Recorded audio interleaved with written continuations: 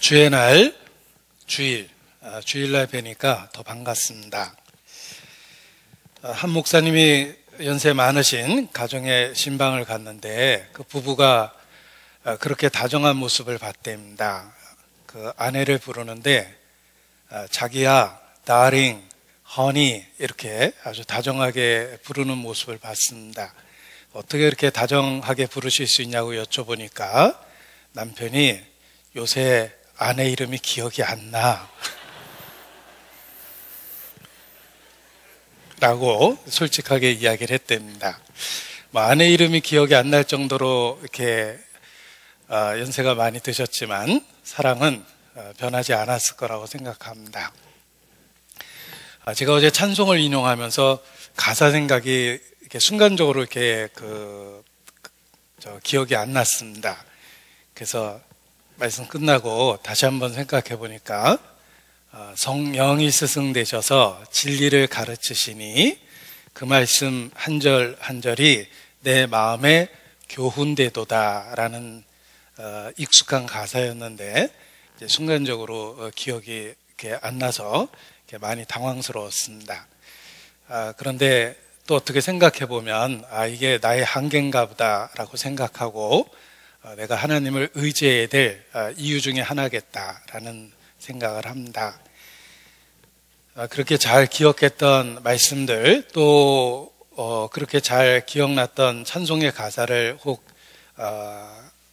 기억이 안 날 때도 있지만 분명한 것은 이렇게 마음에 심겨진 진리는 이렇게 변하지 않고 더 이렇게 크게 커지고 있다라는 그런 확신은 듭니다. 제가 이렇게 시작하기 전에 여러 이야기를 하는 것은 반갑고 인사도 드리기 위해서도 있지만 방송실에서 조정할 거 있으면 미리 좀 하라 이런 그런 숨겨진 의미도 있습니다. 네, 함께 기도하시겠습니다. 아버지 하나님, 소망 없었던 저희를 그리스도 예수 안에서 구원해 주시고 오늘까지 영육간에 붙잡아 주시는 것 주님께 감사 찬양을 드립니다. 이 땅에서 우리가 무엇을 바라고 살겠습니까? 주께서 주신 새로운 삶의 목적을 붙잡고 매일의 삶을 영원한 것을 위해서 살 수 있도록 더욱 붙잡아 주시고 이끌어 주시기를 주님께 간구합니다. 더 이상 헛된 것에 마음이 빼앗기지 아니하고 오직 소망 가운데 주님 안에서 살 수 있도록 매일의 삶을 다스려 주시옵소서. 성령의 감동 감화하심으로 삶의 변화를 주시고 주께 영광 드리며 살 수 있도록 도와주시기를 더욱 간절히 기도합니다. 우리의 연약함을 하나님 앞에 고백하고 때마다 일마다 주의 능력과 은혜를 사모하고 기다립니다. 마른 뼈에 생기를 불어넣어 주의 군사로 일으키신 것처럼 성령으로 우리를 더욱 충만케 해주시고 주의 군사로 승리하며 살 수 있도록 이끌어 주시기를 주님께 간구합니다.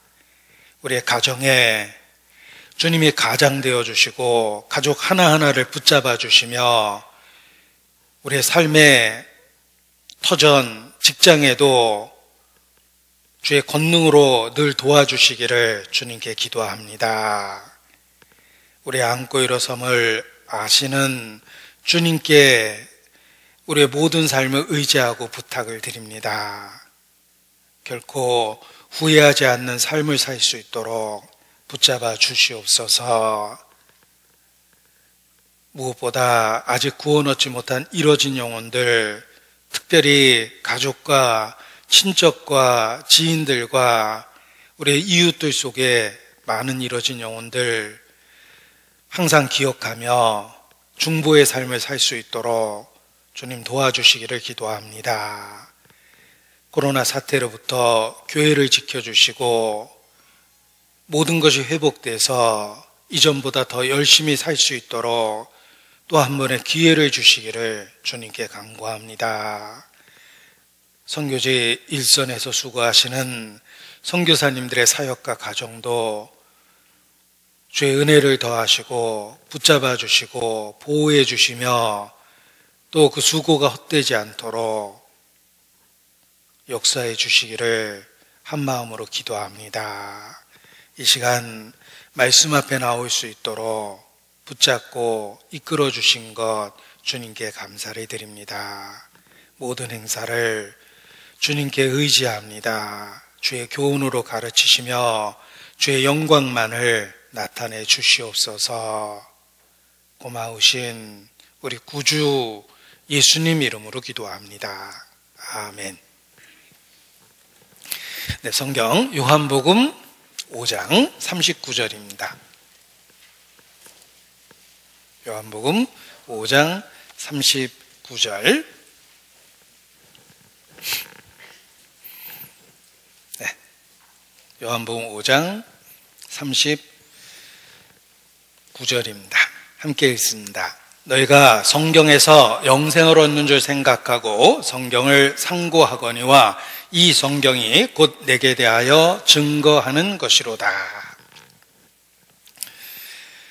복음에는 하나님의 사랑이 나타나 있습니다. 이 사랑은 우리로 하여금 살아야 될 이유를 발견하게 해줍니다.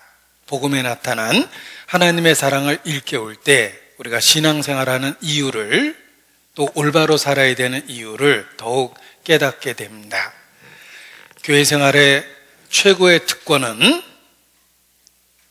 누군가는 한 번도 듣지 못했던 복음의 말씀을 교회 생활을 통해서 반복적으로 들을 수 있다는 것입니다. 이것이 교회 생활의 특권 중에 하나입니다. 우리는 그 반복을 통해서 무엇이 중요한지를 일깨울 수 있습니다. 그리고 미처 알지 못했던 부분을 새롭게 알게 되며 또 모르던 것을 새롭게 알 뿐만 아니라 이미 알고 있다고 생각했던 것도 더욱 자세히 알게 됩니다. 이것이 교회 생활의 특권이며 우리가 함께 모이기 때문에 누릴 수 있는 것들입니다. 어떻게 보면 우리의 일상이고 당연하다고 생각하는 것들이지만 그것이 교회 생활을 통해서 주어지는 것입니다. 오랫동안 함께 살았던 부부, 늘 일상이 반복됐기 때문에 누리고 있는 모든 것들이 당연하다고 생각을 했습니다. 그러나 결국 한 사람이 먼저 죽었을 때, 홀로 남게 되었을 때 그 누리던 일상이 아주 특별한 시간이라는 걸 늦게나마 깨달을 때가 있습니다. 남편으로 인해서 누리던 많은 것들, 자기가 평범한 일상이라고 생각했던 것들이 남편에 의해서 만들어졌다는 것, 또는 아내에 의해서 만들어졌다는 것을 발견하는 것입니다. 마찬가지로 우리가 교회 생활을 통해서 누리고 있는 것들이 아주 특별한 은혜임에도 불구하고 반복되고 있기 때문에 우리는 그것을 때로는 당연하게 여깁니다. 태양이 그렇습니다. 만일 태양이 1년에 한 번씩 떠오른다면 그 날은 특별한 날이고 온 인류에게 축제의 날이 될 것임에 틀림이 없습니다. 그런데 변함없이 매일 떠오르고 있기 때문에 당연하다고 생각하고 그 특별하다는 것을 잊어버릴 때가 있습니다. 우리가 교회 생활 가운데 누리고 있는 모든 것들이 역사 속에 많은 사람들과 비교했을 때 아주 특별한 것을 누리고 있다는 걸 기억하셔야 됩니다. 예수님의 제자들에게 예수님이 일깨워준 내용도 그러합니다. 많은 사람들이 너희가 보고자 하는 것을 보지 못했고 너희가 듣고 있는 것을 듣지 못했다. 많은 사람이 보지도 못하고 듣지도 못했던 것들을 제자들은 예수님 때문에 누리고 있었던 것입니다. 마찬가지로 우리가 교회 생활을 통해서 특별한 은혜를 일상처럼 누리고 있다는 걸 기억하셔야 됩니다. 특별히 복음의 말씀을 반복적으로 들을 수 있다는 것, 한 영혼의 구원을 위해서 그 복음을 전할 기회에 참여할 수 있다는 것, 이 모든 것이 은혜임에 틀림이 없습니다. 요한복음 5장 39절, 우리에게 익숙한 말씀입니다. 오늘 본문을 요한복음 5장 39절로 이렇게 삼으면서 사실 망설였습니다. 매번 집회 후에 똑같은 본문으로 말씀을 드리기 때문에 본문을 바꿔볼까라고 생각했지만 반복을 통해서 중요성을 일깨울 수 있기 때문에 같은 본문을 취했습니다. 기독교는 객관적으로 체계 종교다라고 이야기합니다. 종교개혁도 오직 성경으로라는 진리를 일깨우면서 한 시대에 개혁이 일어났습니다. 전과 다른 삶을 살기 시작을 했습니다. 우리 개인적으로도 그렇습니다. 성경이 하나님의 말씀이라는 걸 붙잡을 때 비로소 우리의 삶에 변화가 일어나는 것입니다. 내가 성경에서 영생을 얻는 줄 생각하고 성경을 상고하거니와, 나라가 헌법 위에 세워져서 유지되는 것처럼 하나님의 나라는 말씀 위에 세워져 있고 우리 개인의 신앙도 말씀 위에 서 있어야 됩니다. 성경에서 영생을 얻기 때문에 그렇습니다. 종교개혁의 첫 번째 표어가 오직 성경으로입니다. 자, 성경이 하나님 말씀이다 라는 것은 쉽게 많은 사람이 인정하는 내용이기도 합니다. 또 믿는 사람에게 있어서는 너무나도 당연한 것입니다. 그런데 중요한 것은 이 앞에 오직이라는 말입니다. 성경의 절대성을 받아들이면서 신앙이 깨어나는 것입니다. 복음을 받아들이고 믿습니다. 성경에 있는 내용이니까 성경을 믿는 사람들은 당연히 복음을 받아들이고 믿습니다. 그러나 오직 복음으로 구원의 확신을 갖는 것이 중요합니다. 남편과 아내도 그렇습니다. 남편을 사랑하고 아내를 사랑한다. 그 사랑의 진실은 절대성에 있는 겁니다. 남편만 사랑하는 거지 남편도 사랑하고 옆집 아저씨도 사랑하고 옆집 아줌마도, 제가 지금 무슨 말 하고 있죠? 방송 심의 규정을 지켜야 되겠습니다. 사랑의 진실성은 그 절대성에 있는 겁니다. 아내만 사랑하는 거예요. 남편만 사랑하는 것입니다. 진리가 그렇습니다. 오직 성경만, 오직 복음만, 오직 예수님만, 이것이 그 진실성을 드러내는 것입니다. 이단도 성경을 하나님의 말씀으로 인정하고 이단도 당연한 이야기지만 복음을 이야기합니다. 왜냐하면 성경에 있는 중요한 내용이기 때문에 이걸 부인할 수는 없습니다. 극단적인 이단도 성경을 하나님의 말씀이라고 인정하고 복음의 내용을 여러 방법으로 언급합니다. 그러나 그 진실성은 오직이라는 절대성 속에 있는 것입니다. 종교개혁은 성경으로 종교개혁이 된 게 아니라 오직 성경으로라는 표현으로 종교개혁이 일어난 겁니다. 그 절대성을 그 시대에 새롭게 발견한 것입니다. 200여 년 전까지만 해도 카톨릭이 권력을 잡았던 그 시대에 종교 재판을 통해서 많은 사람들이 억울하게 죽음을 당했습니다. 그런데 이단에 몰려서 그 당시에 화형당했던 순교자들의 재판 기록을 보면 성경만 하나님의 말씀이다라는 고백 때문에 그들은 종교 재판에 의해서 살해된 겁니다. 재판 당시에 기록들이 그러합니다. 그 만자 띄어라 이렇게 얘기합니다. 성경은 하나님의 말씀이다. 그러면 안 죽습니다. 그런데 성경만 하나님의 말씀이다. 그러면 죽어야 되는 거예요. 종교재판 당시에. 예수님을 믿습니다라고 하면 죽지 않습니다. 그런데 예수님만 믿습니다라고 이야기할 때는 죽어야 되는 이유가 됐습니다. 거짓도 성경을 받아들이고 복음을 받아들이고 예수님의 이름을 사용합니다. 그러나 진실성은 절대성에 있는 것입니다. 오직 성경만 하나님 말씀이고 오직 복음만 믿고 천국에 가는 겁니다. 예수님만 믿고 천국에 가는 겁니다. 나 외에 다른 이가 없다라고 말씀하셨습니다. 그래서 예수께서 가라사대 때 내가 길이요 진리요 생명이니 나로 말미암지 않고는 아버지께로 올 자가 없느니라 라고 말씀하셨습니다. 이걸 잘못 외우면 이렇게 외웁니다. 나도 길이요 진리요 생명이니. 뭐가 지금 잘못됐죠? 나도가 아니라는 거예요. 절대성이 있다는 것입니다. 진리에는 절대성이 있습니다. 그래서 우리 개인적인 신앙도 성경을 믿는다라고 이야기하는 것이 중요한 것이 아니라 성경만 믿는 것입니다. 나도 예수님 믿는다가 중요한 게 아니라 예수님만 믿는 겁니다. 우리의 소망 전체를 오직 예수님에게만 둘 때 신앙의 진실성이 있다라고 말씀을 드릴 수 있습니다. 그래서 남녀의 사랑에 비유했을 때 당신만 사랑합니다라고 얘기할 때 진실한 거지 당신도 사랑합니다라고 얘기하는 것은 진실하지 않다는 것입니다. 바울은 죽을 고생을 반복해서 했는데 그 반복된 환난을 통해서 깨달은 절대적 진리가 있습니다.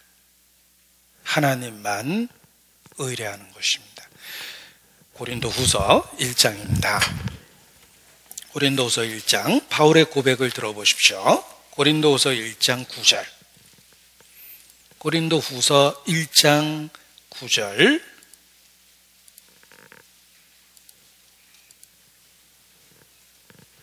제가 읽겠습니다. 우리 마음에 사형 선고를 받은 줄 알았으니 정말 죽을 고생을 반복해서 많이 했습니다. 이는 우리로 자기를 의뢰하지 말고 오직 죽은 자를 다시 살리시는 하나님만 의뢰하게 하심이라. 바울에게 심한 환난을 허락하신 이유는 그 고통을 통해서 하나님만 의뢰하게 하신 것입니다. 하나님도 의지할 수 있습니다. 지옥으로 떨어지는 수많은 사람들도 하나님을 믿는다고 고백합니다. 그러나 진실성은 절대성에 있는 것입니다. 하나님만 의뢰하는 것. 바울이 환난을 통해서 배운 경험적인 진리입니다. 우리도 마찬가지입니다. 성경을 하나님의 말씀으로 받아들이는 것이 중요하지만 더 중요한 건 절대성입니다. 오직 성경으로. 그래서 성경을 근거로 우리의 신앙을 세워야 되고 성경에 매여 있어야 되는 겁니다. 더하거나 빼면 심판받는다고 성경은 무섭게 경고하고 있습니다. 그래서 우리가 성경에 더욱 집중할 수밖에 없는 것입니다. 너희가 성경에서 영생을 얻는 줄 생각하고 성경을 상고하거니와 이 성경이 곧 내게 대하여 증가하는 것이로다. 성경이 예수 그리스도를 증가합니다. 예수님을 믿게 하기 위해서 기적이 필요한 게 아닙니다. 이교도 이단들도 초자연적인 기적을 보일 때가 있었습니다.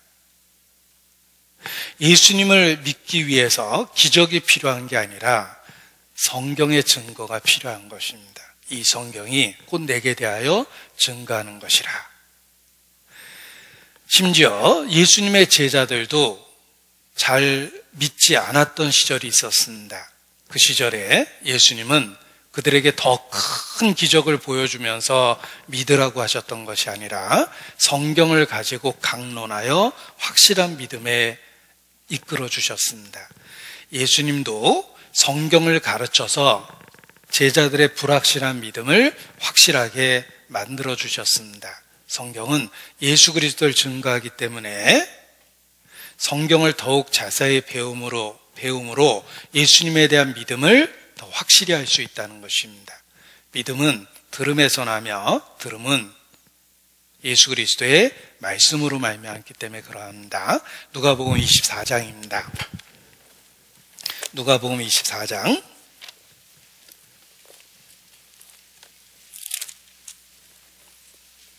25절 누가복음 24장 25절.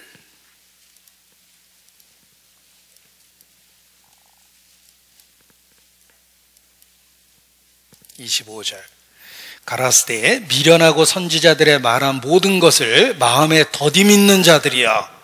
자, 이 가운데도 있습니다. 예수님께 직접 배워도 더디 믿는 사람이 있었는데 우리 시대엔 더 말할 것도 없습니다. 미련하고 선지자들의 말한 모든 것을 마음에 더디 믿는 자들이여. 그들에게 예수께서 성경을 자세히 가르쳤습니다. 일단 핵심이 무엇인지를 말씀하십니다. 그리스도가 이런 고난을 받고 자기 영광에 들어가야 할 것이 아니냐. 성경의 핵심은 그리스도의 고난, 그리고 그 후에 얻으시는 영광입니다. 고난, 그 후의 영광, 죽음, 그리고 그 후의 부활, 낮아지심, 그리고 그 후의 높아지심. 우리 개인의 삶도 그러합니다. 우리는 죄 가운데서 태어났고 예수 그리스도를 통해서 영광된 다음 단계로 옮겨가게 됩니다.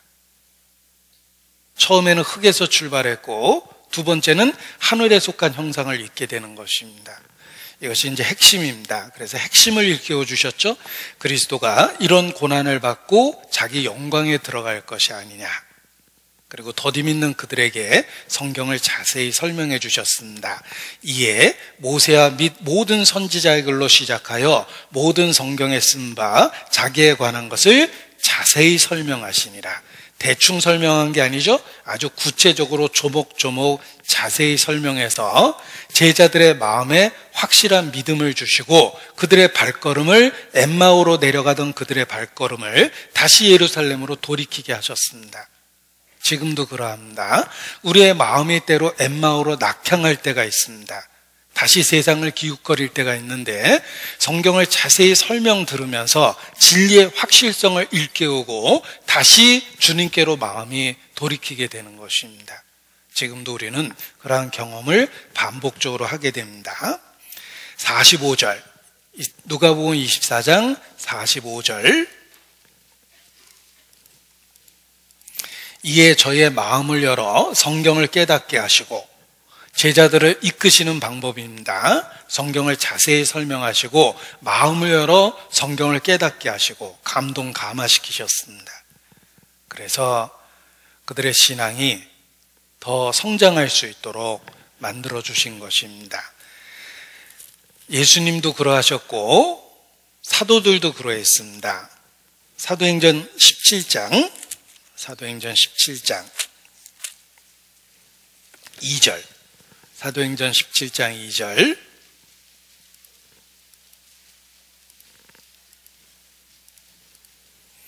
바울이 자기의 규례대로 저희에게 들어가서 새 안식일에 성경을 가지고 강론하며 뜻을 풀어 그리스도가 해를 받고 죽은 자 가운데 다시 살아날 것을 증명하고 이르되 내가 너에게 전하는 이 예수가 곧 그리스도라.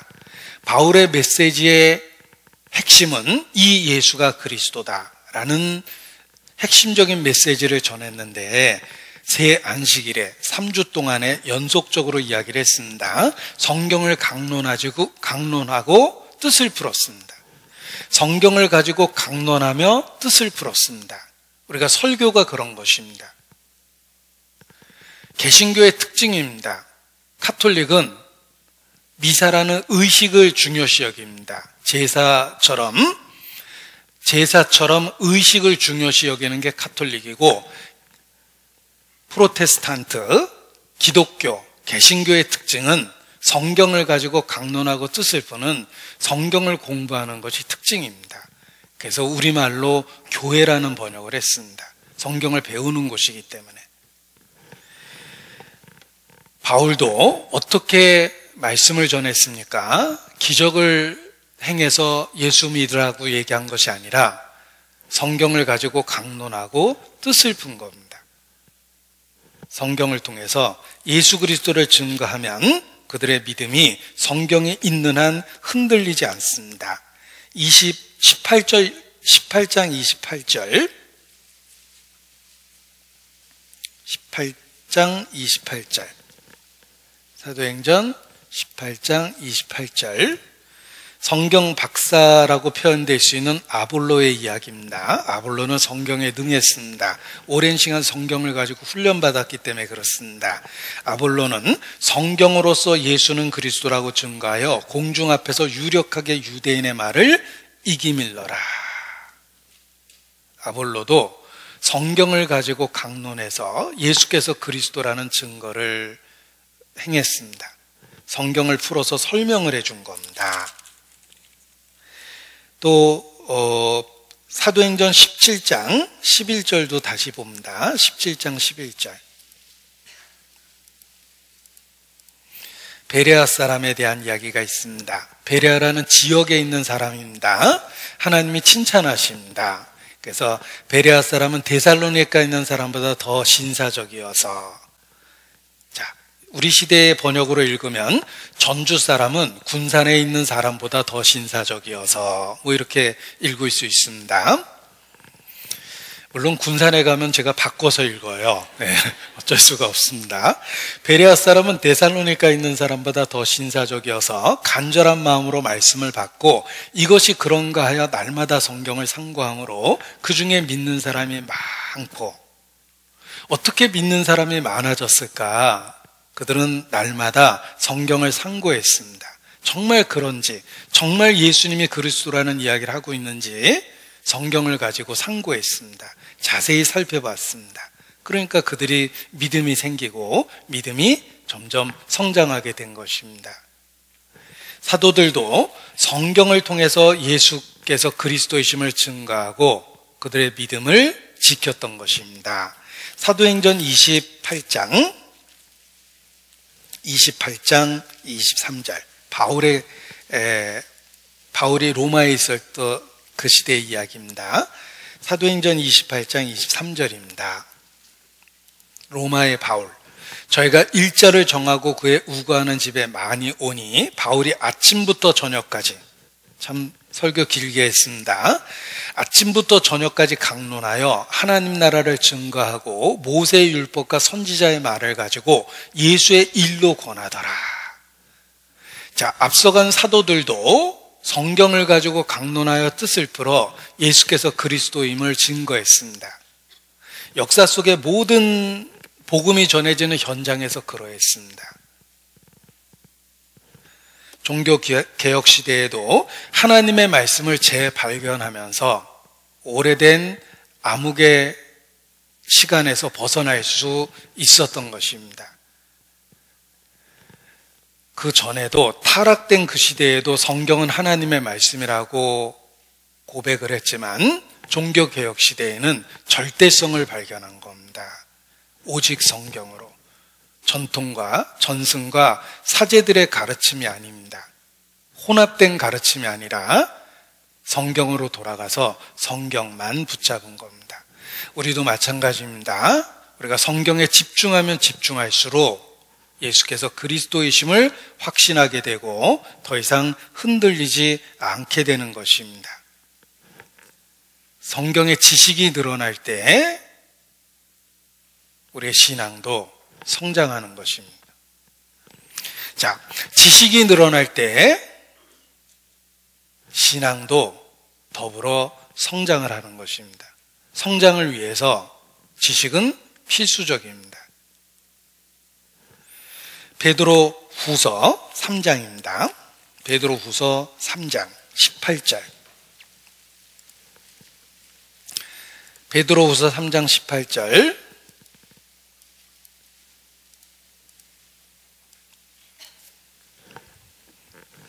베드로 후서 3장 18절.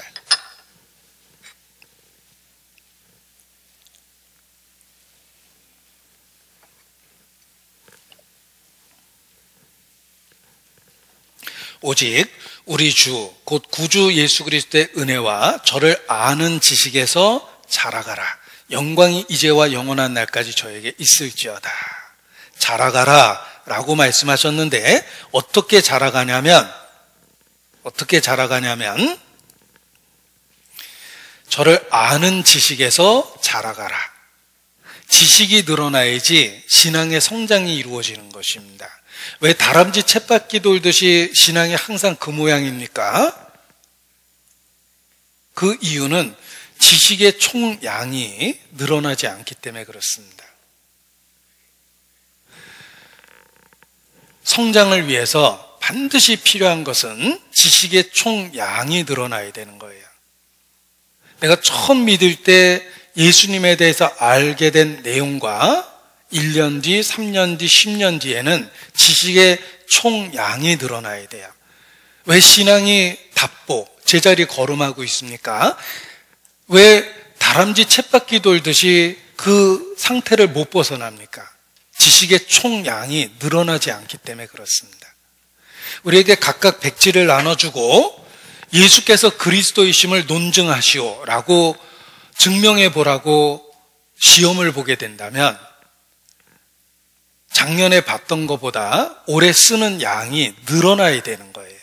그래야지만 신앙이 자랍니다.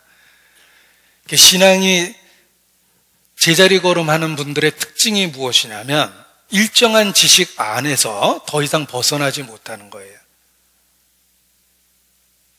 그리스도를 아는 지식에서 자라가야 됩니다.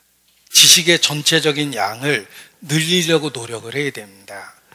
내가 지식이 늘어나는지 어떻게 확인해 볼 수 있을까? 방법이 있습니다.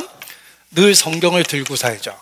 그리고 찬송은 시로 되어 있습니다. 시의 특징은 함축성이에요. 장황하지 않고 산문이 아니죠.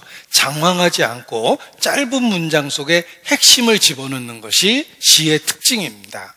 시는 함축된 언어를 갖고 있어요. 찬송이 그렇습니다. 찬송은 함축된 그 의미를 짧은 문장 속에 담아 놓습니다. 그래서 도움이 되는 거예요. 신앙이 성장하기 위해서는 말씀, 찬송, 그리고 노트가 필요합니다. 자신이 알고 있는 내용을 정리해 나가야 됩니다. 이 노트가 점점 늘어나면서 노트만 늘어나는 게 아닙니다. 더불어 우리의 신앙도 성장하게 돼 있습니다. 왜냐하면 신앙의 성장은 지식의 총량을 늘리면서 이루어지기 때문에 그렇습니다. 그리스도를 아는 지식에서 자라가야 돼요. 그래서 제가 예를 들면 개인적으로 성경 공부를 이렇게 했습니다. 예를 들면 현재 내가 갖고 있는 그 유혹과 어려움들, 그것에 관계된 성경 말씀을 생각하고 관계된 구절을 옮겨 적고 이렇게 하면서 성경 공부를 하게 되는데, 한때 예를 들면 한때 이성에 대한 유혹이 강했던 시절이 있습니다. 나이가 그러한 때가 있죠. 그 시절에는 이성의 유혹을 이길 수 있는 말씀을 정리하고 이렇게 노트에 옮겨 적었습니다. 처음에는 한 페이지, 그런데 계속 공부하니까 2페이지, 3페이지, 나중에는 책을 쓸 정도로 양이 늘어났어요.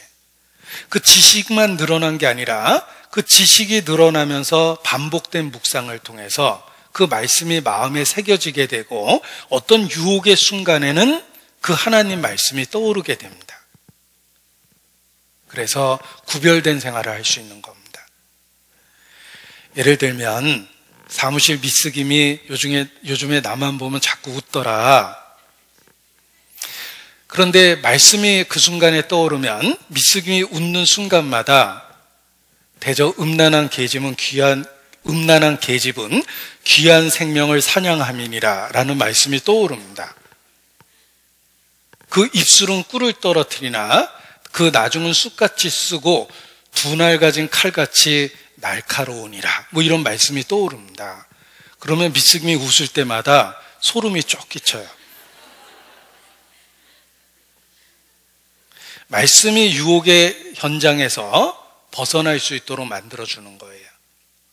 그 결과를 볼 수 있도록 말씀이 일깨워줍니다. 우리가 유혹의 순간이 아니라 그 후의 결과가 얼마나 지속되고 오래됩니까? 불을 태우기는 쉽지만 태운 흔적은 계속 남는 거예요. 정욕이 그렇습니다.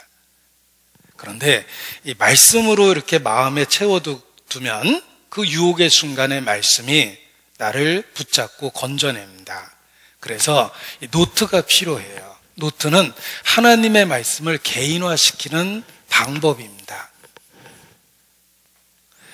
저는 이렇게 생각합니다. 백화점에 가면 굉장히 좋은 물건들이 많아요. 아이 쇼핑한다고 그러죠? 쭉 구경했습니다.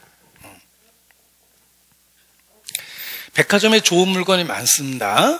내가 쭉 눈으로 구경하고 왔어요. 특별한 의미는 없습니다. 구경만 했죠. 그런데 그 중에 하나를 내가 구입을 해서 집에 가져왔어요. 집에다 놨습니다. 자, 백화점에 있는 물건이나 내 집에 있는 물건이나 똑같은데 내 집에 있는 물건은 특별해요. 왜냐하면 그거는 대가를 지불하고 내 것이 됐기 때문에 그렇습니다. 하나님의 말씀은 여기 다 써 있어요. 그런데 노트에 옮겨 적는 순간에 마치 그것이 내 마음에 옮겨 적힌 것 같은 생각이 듭니다. 개인화됐다는 생각이 든 거예요. 하나님의 말씀을 기억하고 노트에 옮겨 적는 순간에 마치 아주 비싼 걸 쇼핑해서 내 것이 됐다는 느낌이 듭니다. 노트는 지식을 개인화시킵니다. 그래서 신앙생활에 꼭 필요한 것이 성경 찬송 그리고 노트라고 생각합니다. 지식의 총량을 늘려가는 거예요. 내가 예수님을 믿는 데다 인생을 걸었습니다. 예수님 믿는데 우리의 모든 걸 건 거예요. 나의 소망을 주님께 둔 겁니다. 그 예수님에 대해서 모든 걸 투자하려면 잘 알고 있어야 되죠. 잘 모르는 것에 투자하면 얼마나 불안합니까? 우리는 인생 전체를, 내 운명을 예수 그리스도에게 투자한 거예요. 내가 투자한 대상이니까 잘 알고 있어야 돼요. 그래서 지식의 총량을 늘려라 라는 말씀을 드리고 싶은 겁니다. 노트에 예수님에 대한 이야기를 써보기 시작하면 항상 똑같은 양이 되면 안 돼요. 작년보다는 더 많은 양을 쓸 수 있어야 됩니다. 그때 지식이 자라는 거예요. 그래서 하나님의 말씀이 우리 마음에 풍성히 거하게 할 수 있는 방법이 노트다. 이렇게 말씀을 드리고 싶습니다. 그리고 지식의 양을 늘리면 신앙이 자라게 돼 있어요. 내가 처음 예수님에 대해서 알고 믿었던 내용과 동일한 대상이지만 지식의 양은 전혀 다릅니다. 그때는 한 페이지도 안 되는 양으로 예수를 믿었는데 지금은 전집을 쓸 정도로 예수님에 대한 많은 지식이 생겼어요. 그러니까 신앙이 더 확실해질 수밖에 없는 겁니다. 그리스도를 아는 지식에서 자라가야 됩니다. 지식을 소홀히 여기면 단편적인 지식을 갖고 교만해져요. 부분적으로 알고 있으면서 자기가 다 알고 있다는 착각이 듭니다. 원래 학문의 세계가 그래요. 학문의 세계는 얼핏 알면 배울 거 다 배운 것 같습니다. 그런데 깊이 들어가면 내가 정말 아는 게 없구나 라는 생각이 듭니다. 예수 그리스도에 대한 지식도 그러합니다. 단편적인 지식을 갖고 다 알고 있는 것처럼 교만하면 영혼에는 치명적입니다. 살아있는 한 예수 그리스도에 대한 지식을 늘려가십시오. 그것이 신앙이 자라는 방법입니다. 베드로전서 2장 2절입니다. 또 찾겠습니다. 베드로전서 2장 2절.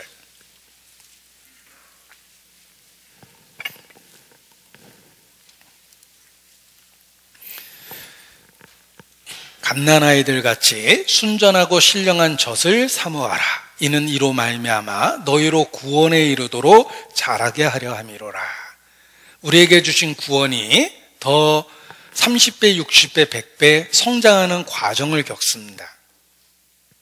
더 가치 있는 열매로 성숙돼 갑니다. 성장과 성숙이라는 특징을 갖고 있어요.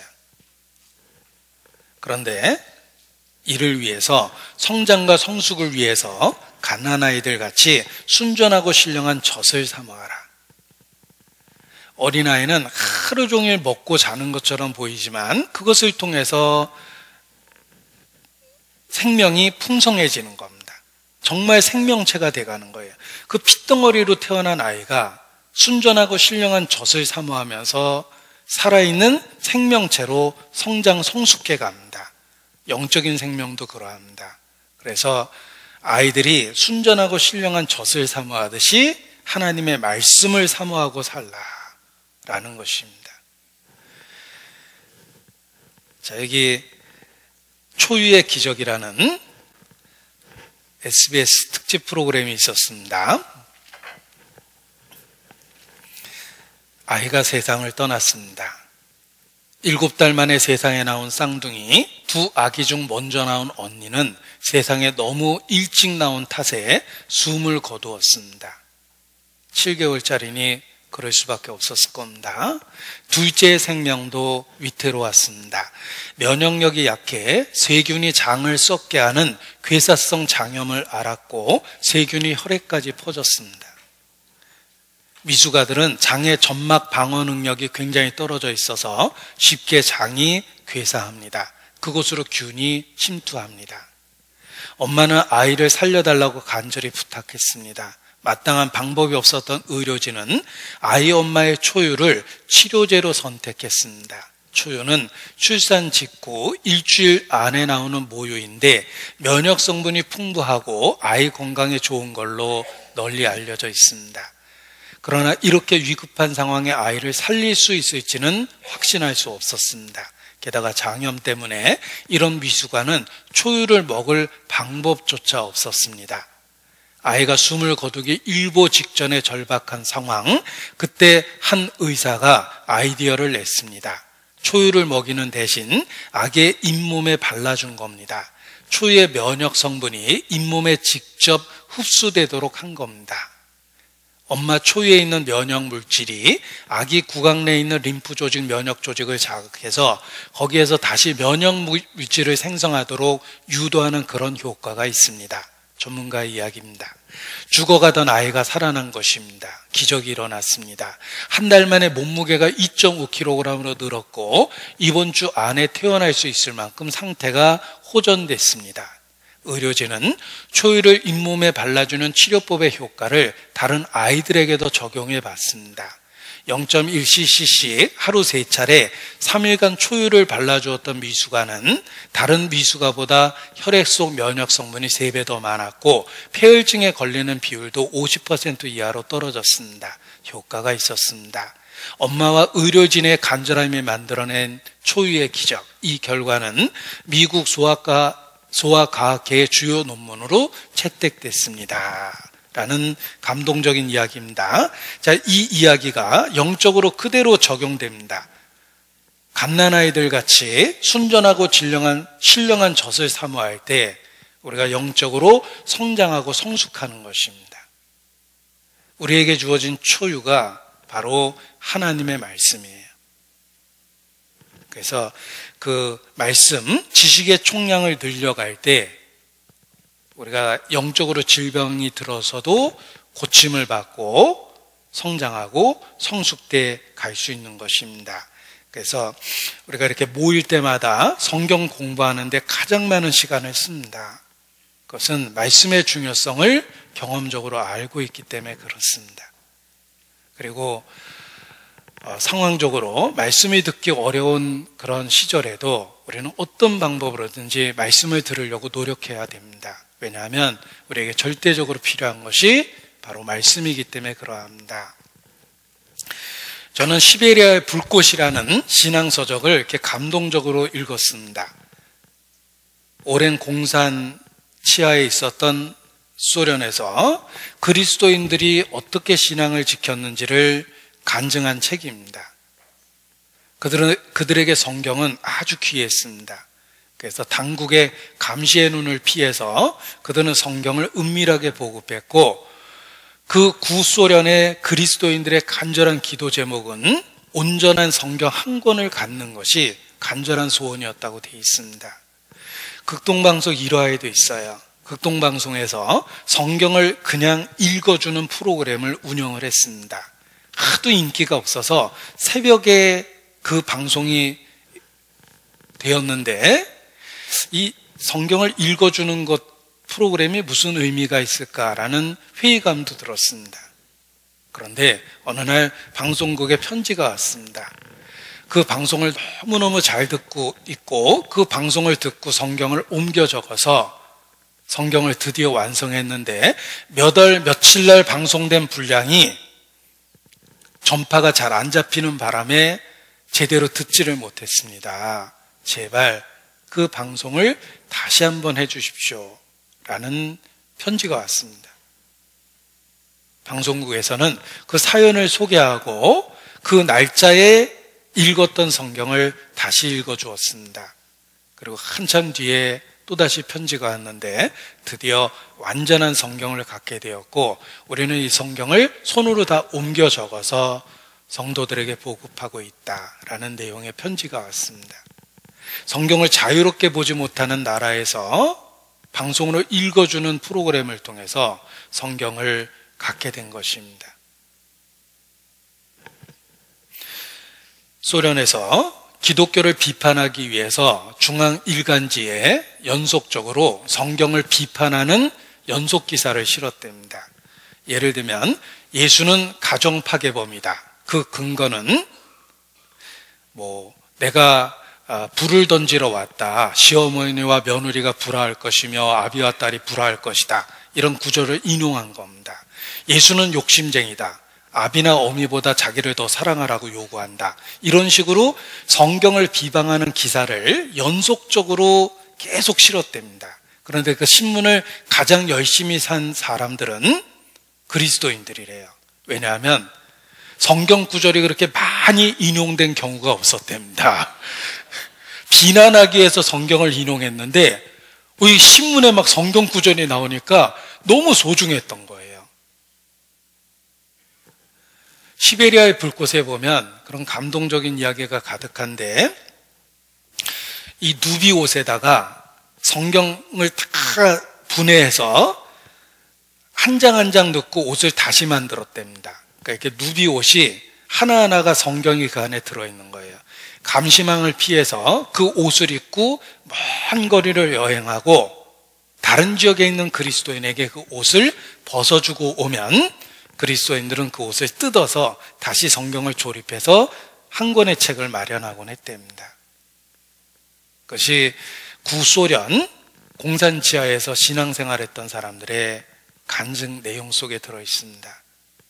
그들은 성경이 얼마나 소중한지 알았기 때문에 그 핍박의 시절에도 성경을 그렇게 귀하게 여겼던 것입니다. 우리 시대에 정말 말씀이 풍요롭게 주어져 있습니다. 여러 방법으로 말씀을 들을 수 있고, 그리고 쉽게 성경을 구해서 집안 여기저기 놓을 수 있습니다. 우리 시대에는 영적으로 싸워야 될 상대가 많기 때문에 하나님이 철저하게 우리를 무장시켜 준 거라고 생각합니다. 우리 개인적으로도 말씀으로 무장되고, 그리고 말씀의 총량을, 지식의 양을 늘려가기 위해서 노력해야 됩니다. 그것이 자기의 신앙을 지킬 수 있는 방법이기 때문에 그렇습니다. 갓난 아이에게, 그 연약한 생명체에게 초유가 기적을 일으키듯이 우리가 이 땅에 있는 한은 갓난 아이들과 같습니다. 우리에게 주어진 초유가 바로 순전한 하나님의 말씀입니다. 그 말씀의 소중함을 알고 지내야 됩니다. 그래서 이렇게 성경이 손에 있다는 것 자체가 정말 우리가 특별한 은혜를 받고 있다는 거예요. 우리 시대는 문맹률이 거의 없습니다. 그래도 글은 읽을 수 있는 의무 교육을 받았는데, 당연하다고 생각했던 그 내용이 역사를 배우다 보니까 내가 특별한 은혜를 받았다는 걸 알게 됐어요. 글을 읽을 수 있다는 건 역사 속에서 살았던 수없이 많은 사람에 비교해보면 특별한 은혜를 받은 거예요. 그리고 정상적인 교육을 받았기 때문에 대부분의 말씀들이 이해가 되는데, 내가 정말 특별한 은혜를 받았구나라는 생각을 합니다. 그리고 특별한 은혜를 주신 이유는 우리 시대에는 영적으로 싸워야 될 거짓이 많기 때문에 지식으로 무장시켜 주신 거구나. 성령의 검, 하나님의 말씀을 주신 거구나 라는 생각을 하게 됩니다. 옛날 사람들은 우리처럼 많이 알지는 못했지만 그 작은 지식으로 순교도 했습니다. 우리는 그 사람들과 비교했을 때 정말 많은 지식을 갖고 있지만 우리 시대에는 신앙생활이 매일의 삶에서 가룟유다 같습니다. 은 30에 예수님을 파는 것처럼 작은 이익에 신앙을 타협해버립니다. 작은 지식으로 순교까지 했던 성도들에 비하여 우리의 지식이 부끄럽지 않습니까? 우리가 이러한 때에 더욱 말씀을 일깨우고 우리의 삶의 변화를 일으켜야 됩니다.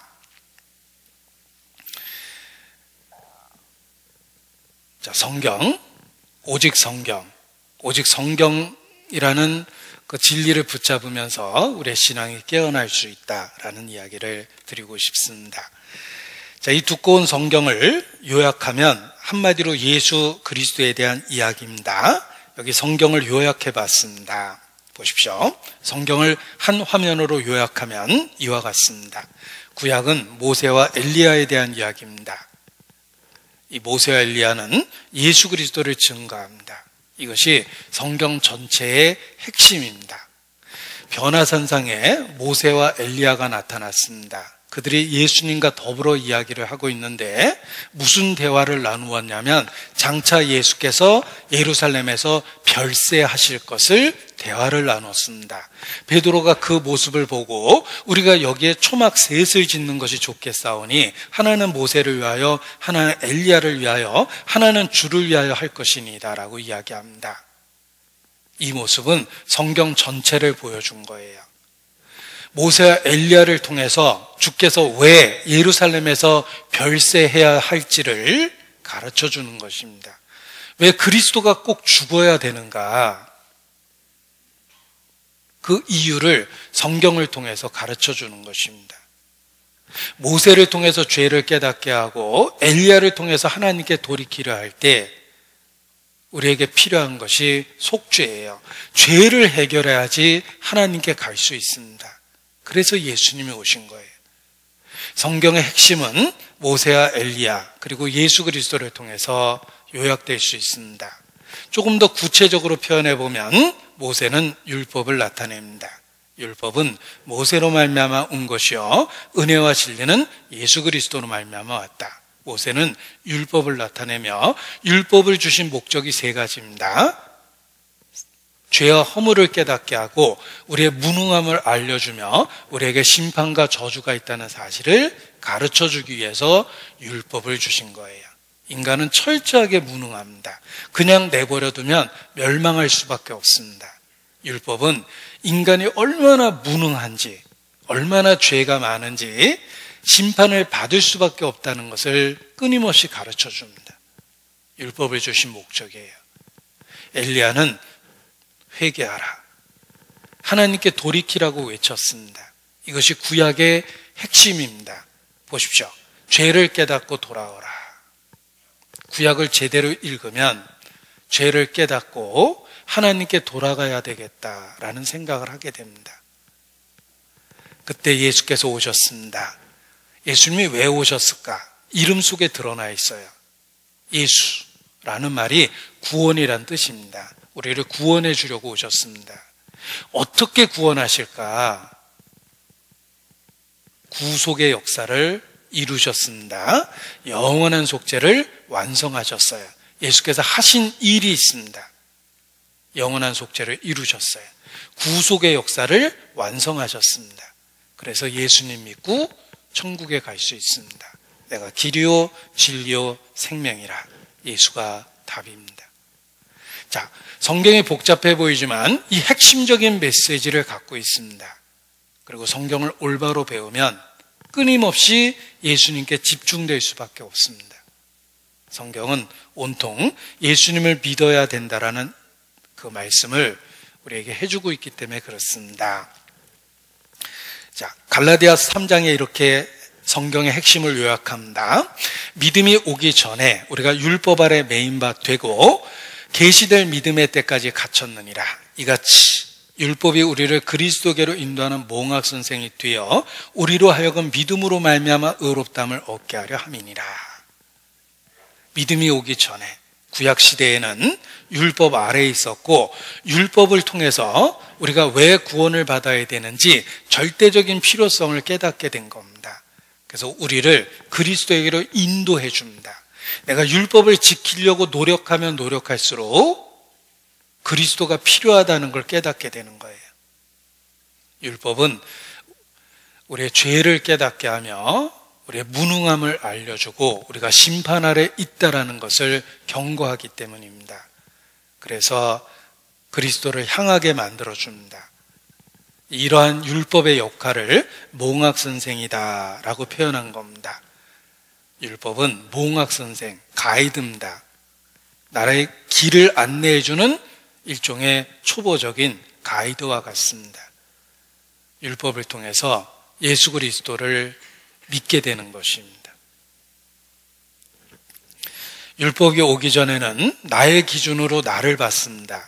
내 자신의 기준으로 나를 보니까 완벽하진 않지만, 내가 천국 갈 정도로 그렇게 착하진 않지만 그래도 지옥 갈 정도로 나쁜 놈은 아니다라는 생각이 들었어요. 또 옆에 주변의 인물들과 비교해도 난 그렇게 나쁜 사람이 아니에요. 내 기준으로 나를 봤을 때는 천국 갈 정도로 내가 완전하진 않지만 그렇다고 지옥 갈 정도로 그런 사람은 아닙니다. 그러나 율법으로 나를 봤을 때는 내가 괜찮다고 생각했던 모든 것들이 환경이 만들어준 거라는 걸 알게 됐습니다.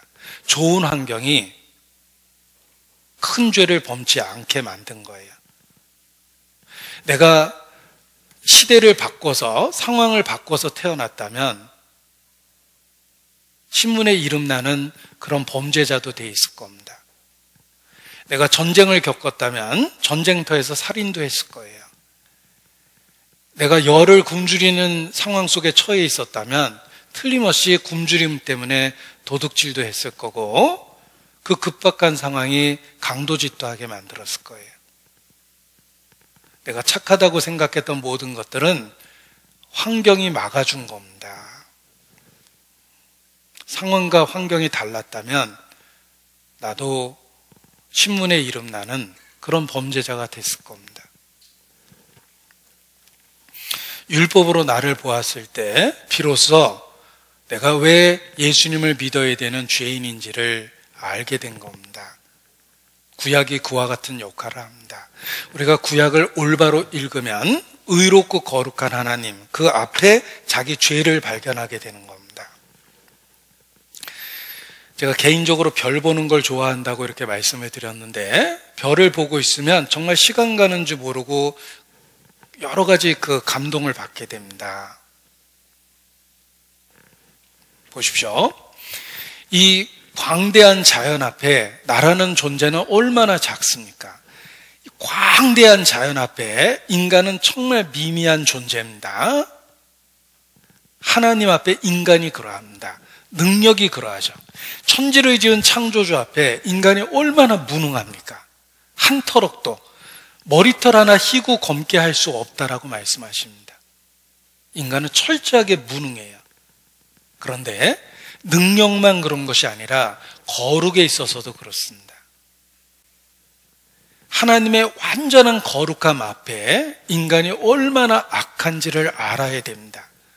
대자연 앞에 인간은 작은 존재입니다. 하나님의 능력 앞에 인간은 정말 작은 존재죠. 하나님의 거룩함 앞에 인간은 정말 악한 존재예요. 이 대자연의 스케일이 영적인 나의 미미함을 깨닫게 해준 거예요.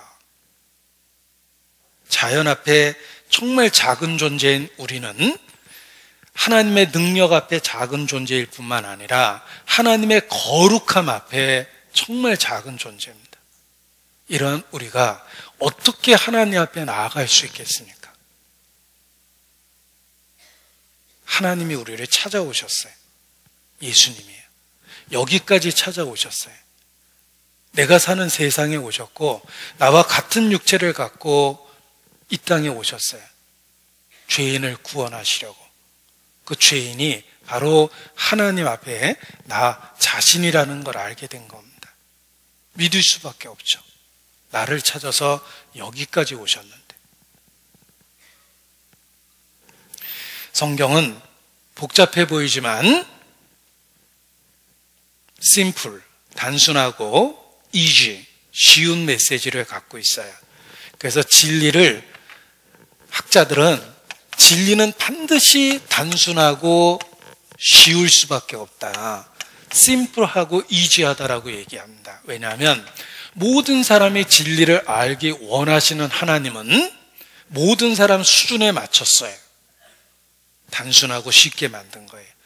그래야지만 모든 사람이 구원받을 수 있습니다. 하나님은 모든 사람이 진리를 알고 구원받기 이르기를 원하십니다. 진리 자체는 단순해요. 성경이 복잡해 보이지만 일관성 있는 메시지는 쉽습니다. 하나님 앞에 죄를 깨닫고 그리스도를 믿으라는 뜻입니다. 회개하고 복음을 믿어야 돼요. 성경을 배우면 배울수록 그 사실을 깨닫게 됩니다. 내게는 그리스도가 필요해요. 내가 이 땅에 살아있기 위해서는 호흡이 필요하죠? 내가 살아있기 위해서는 햇빛이 필요합니다. 영적으로 그러해요. 나의 영적인 호흡은 성령이시며 나의 영적인 햇빛은 예수 그리스도예요. 그래서 실제로 성령이라는 말을 루아흐라 그래요. 히브리어로. 근데 이 루아흐라는 말이 호흡이라는 뜻입니다. 호흡 안 하고 못 산다. 성령 없이는 못 사는 거예요. 예수님을 생명의 빛이라고 그러죠. 햇빛 없이 누가 살 수 있습니까? 영적으로 예수님 없이 인간은 존재 자체가 불가능합니다. 우리는 성경이라는 거대한 메시지 속에서 그리스도를 믿어야 될 필요성을 모든 페이지에서 발견하게 되는 거예요. 그래서 믿을 수밖에 없는 겁니다. 성경은 예수 그리스도를 증거합니다. 자, 그런데 이러한 분명한 메시지를 여러 모양으로 설명해서 우리로 하여금 동일한 대상인 예수님께 집중하게 만들어주는 것이 성경입니다. 성경 66권 중에 로마서는 신약의 백미라고 그렇게 표현하는데, 이유는 로마서는 짧지만 어떻게 구원을 받고 하나님과의 관계를 가질 수 있는지를 로마서의 신학적 논문처럼 잘 표현했기 때문에 그러합니다. 그래서 구원에 의심이 있는 사람들에게 잘 권해주던 조언 중에 하나입니다. 로마서를 백독하십시오. 백독 그러면 대단해 보이지만 로마서의 분량은 짧기 때문에 하루에 읽을 수 있어요. 1시간 집중하면 16장까지 읽을 수 있는데 한 달이면 30번 읽는 거예요. 100번 읽는 게 어려운 게 아닙니다. 그런데 읽으면 읽을수록 예수 그리스도에게 집중될 수밖에 없습니다. 교리서신이라고 일컬어지는 로마서는 우리가 그리스도를 믿을 수밖에 없는 이유를 여러 모양으로 설명해 주고 있습니다. 그래서 로마서에 있는 몇 구절을 인용해 보도록 하겠습니다. 로마서 3장입니다. 로마서 3장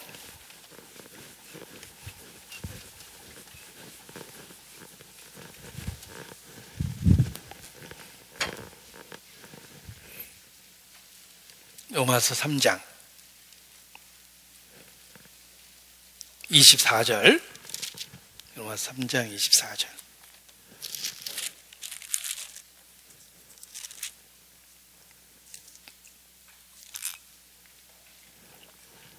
제가 읽습니다.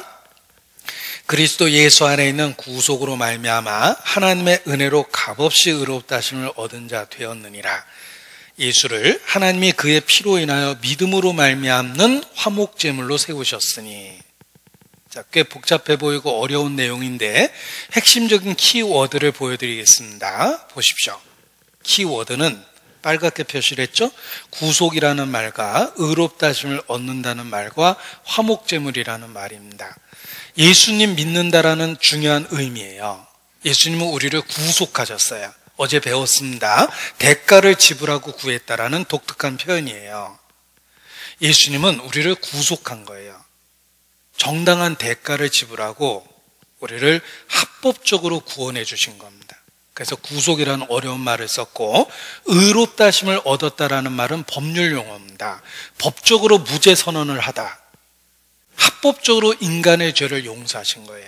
우리를 구원하신 건 은밀한 불법 거래가 아닙니다. 사법농단이 아니에요. 우리를 구원하신 사건은 사법농단이 아닙니다. 법을 지킨 겁니다. 완전하게 법을 지킨 거예요. 끔찍한 예수님의 죽음을 통해서 합법적으로 죄를 용서한 거예요. 그래서 의롭다! 무죄 선포를 한 겁니다. 그리고 하나님하고의 관계를 회복시켰어요. 화목케 하셨어요. 예수님 믿으면 그 믿는다라는 의미가 무엇인지를 이렇게 어려운 말로 설명해 놓으신 거예요.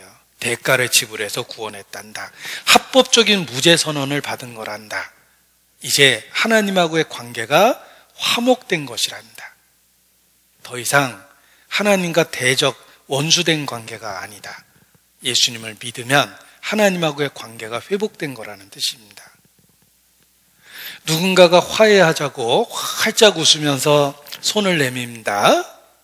하나님이 우리와 화해하자고 손을 내미신 것이 예수 그리스도예요. 내가 예수님을 믿는다라는 말은 그 내어민 손을 붙잡고 흔드는 겁니다. 화해된 거죠. 손을 쳐버리고 등을 돌리면 원수가 되는 거예요. 예수 그리스도를 거절하면 정말 하나님과 원수가 되고 그 상태가 지속되는 거예요. 그냥 계속 원수예요. 10년 뒤에도 원수, 100년 뒤에도 원수, 1000년 뒤에도 원수. 그게 지옥이에요. 관계가 끊어져 버린 거거든요. 그래서 예수님 믿는다라는 의미를 우리에게 가르쳐 주려고 이런 개념을 쓴 거예요. 구속됐다, 의롭다함을 받았다, 하나님하고의 관계가 화목됐다, 이런 표현을 써주신 겁니다. 그리고 로마서 5장 1절, 로마서 5장 1절. 로마서에 있는 말씀 몇 구절을 봅니다. 로마서 5장 1절. 그러므로 우리가 믿음으로 의롭다 하심을 얻었은즉 우리 주 예수 그리스도로 말미암아 하나님으로 더불어 화평을 누리자. 화목하게 했으니까 그 화목을 누리라는 뜻입니다. 아버지에게 죄를 져서 관계가 깨졌는데 그 문제를 해결했습니다. 그러면 화목된 관계를 누려야 됩니다. 그동안 연락도 안 드렸는데 이제는 자주 연락을 드리고 자주 찾아뵙고 같이 식사도 하고 그래야 됩니다. 마찬가지입니다. 예수님을 믿어서 하나님과 관계가 화목해 됐다면 그 화목된 관계를 누리고 살아야 되는 거예요. 내가 예수님 믿기 전에는 아무리 신을 찾아도 응답이 없었어요. 그런데 예수님 믿고 나서 예수님 이름으로 하나님께 부르짖으면 친밀함을 보여주십니다. 하늘에 계신 우리 아버지, 내 아들아, 내가 혼잣말하고 있다는 생각이 안 들고 정말 하나님이 들으신다는 친밀함을 주세요. 내 아들아. 그래서 따사로운 햇살을 느끼면 하나님이 이렇게 다 쓰다듬어 주시는 것 같고, 하늘을 쳐다보면 이렇게 하늘이 둥글게 내 위에 펼쳐져 있는데 하나님이 이렇게 품으로 안아주신 것 같은 느낌을 받고, 과일 하나를 봐도 나를 위해서 하나님이 준비해 주신 것 같고, 모든 것 속에서 하나님을 느끼기 시작하는 겁니다. 하나님과의 화평을 누린 거예요. 로마서 5장 5절, 로마서 5장 5절 또 봅니다. 로마서 5장 5절. 소망이 부끄럽게 아니함은 우리에게 주신 성령으로 말미암아 하나님의 사랑이 우리 마음에 부은 바 됨이니. 나 같은 사람도 천국에 간다는 소망이 결코 부끄럽지 않습니다. 왜냐하면 성령으로 말미암아 하나님의 사랑이 우리 마음에 부은 바 됐기 때문에 그렇습니다. 소망이 부끄럽지 않습니다. 6절입니다. 우리가 아직 연약할 때 기약대로 그리스도께서 경건치 않은 자를 위하여 죽으셨도다. 그리스도께서 죽으셨습니다. 경건치 않은 자를 위하여, 나 같은 사람을 위해서 죽은 거예요. 그래서 소망이 부끄럽지 않습니다. 천국에 가면 놀랄 일이 세 가지가 있다라고 Amazing Grace라는 노래를 작시한 존 뉴턴은 그렇게 표현했습니다. 천국에 가면 놀랄 일이 세 가지 있다. 노예선 선장이었던 존 뉴턴, 극적으로 구원받고 하나님의 자녀가 됐습니다. 그가 만든 노래가 Amazing Grace예요. 나 같은 죄인 살리신 라는 표현을 쓴 겁니다. 그가 간증하기를 천국에 가면 놀랄 일이 세 가지 있다. 첫 번째는 꼭 올 것 같은데 못 온 사람들이 많이 있는 걸 보고 놀랄 것이다. 세상에서는 성자라고 인정받고 높임받았던 사람들이 천국에 대부분 없을 겁니다. 예수님 당시의 대제사장, 바리새인들, 서기관들, 그들이 천국에 없을 거라고 누가 상상이나 했겠습니까? 꼭 있을 것 같은데 없는 사람이 많다라는 거예요. 세상에선 성자였을지 모르지만 어느 누구도 예수님 없이 하나님 앞에 설 수가 없습니다. 꼭 있을 것 같은데 없어서 놀랄 일이 첫 번째가 그거라고 말했습니다. 어떤 분이 천국에 있는데 막 천사들이 왁자지껄 하더랍니다. 무슨 일이냐고 여쭤보니까 오늘 목사님이 오시는 날이라고 그러더래요. 그래서 이 사람이 불평이 생겼습니다. 야, 목사가 세상에서도 대접받더니 천국에서도 저러는구나 라고 불평하니까 천사가 이렇게 말하더랍니다. 그게 아니고요, 하도 오랜만에 목사가 와서 반가워서 그렇습니다. 예. 누가 이렇게 가슴 아픈 얘기를 농담처럼 만들었는데, 아무튼 꼭 있을 것 같은 사람이 천국에 없어서 놀랄 거라고 이야기를 했는데, 실제로 죽음을 체험했다고 하는 사람들 중에 우리 시대 유명한 목사가 천국에 없더라는 얘기를 해서 논란이 됐던 경우도 있습니다. 천국에 그 목사님 없대? 자, 아무튼 존 뉴턴이 그렇게 표현했습니다. 꼭 있을 것 같은데 없는 사람이 많아서 놀랄 것이다. 두 번째 놀랄 일은 꼭 못 올 것 같은데 천국에 있는 사람을 보고 놀랄 것이다. 이렇게 표현했어요. 못 올 것 같은데 천국에 와 있는 사람이 있습니다. 그 중에 대표적인 사람이 예수님이 십자가에 죽을 때 죽었던 강도예요. 여러분이 그 강도의 친척이라고 생각해 보세요. 여러분이 알고 있는 마지막 정보는 걔 결국 사고 쳐서 사형당했대. 거기까지 알겠죠. 그런데 천국에 가니까 그 강도가 와 있습니다. 얼마나 놀라겠어요. 자네 여기 웬일이야? 라고 물어보겠죠. 그 강도가 말할 겁니다. 제가 나쁜 짓 하고 살다가 사형당했는데 제 옆에 있는 분이 예수님이라는 걸 알게 됐습니다. 저도 처음엔 욕했는데 그분이 자기를 찌르는 자를 위해서 기도하는 모습을 봤습니다. 그분은 정말 소문에 들었던 메시아였습니다. 그래서 염치는 없지만 제가 그분께 당신의 나라가 임할 때 나를 생각하소서라고 부탁을 했는데, 놀랍게도 예수께서 그 부탁을 들어주셨습니다. 내가 오늘 나와 함께 낙원에 있으리라. 근데 나 같은 사람이 여기에 온 것은 바로 그 예수님의 놀라운 은혜 때문입니다 라고 간증을 할 겁니다. 천국에 꼭 못 올 것 같은데 와 있는 사람을 보고 놀랄 것이다. 그게 이제 두 번째 놀랄 이유였습니다. 세 번째 놀랄 이유는 나 같은 사람이 천국에 있는 거 보고 놀랄 거다라고 표현했습니다. 그렇습니다. 예수 그리스도는 나 같은 사람도 천국에 갈 거라는 확신을 줍니다. 왜냐하면 그리스도께서 경건치 않은 자를 위하여 죽으셨는데 나도 경건치 않은 사람입니다. 그러나 그리스도가 나 때문에 죽으셨기 때문에 천국에 갈 수 있는 거예요.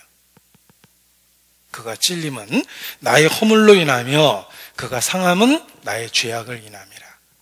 나의 허물과 죄가 예수님을 상하게 했지만 그의 놀라운 은혜로 그가 상함을 받음으로 내가 평화를 누리고 그가 채찍에 맞음으로 내가 나음을 입어서 천국에 갈 수 있는 것입니다. 저는 예수님을 찌르는 그 로마 병사의 모습 속에서 내 자신의 모습을 봅니다. 로마 병사가 창으로 예수님을 찌릅니다. 피와 물이 나오는데 그 모습 속에서 내 모습을 봐요. 그 전에는 그냥 로마 병사였는데 우리의 허물과 죄가 예수님을 찔렀다라는 말씀을 통해서 그 로마 병사의 모습 속에서 내 모습을 본 거예요. 그런데 예수님은 자기를 못 박는 자, 자기를 찌르는 자를 위해서 기도하셨습니다.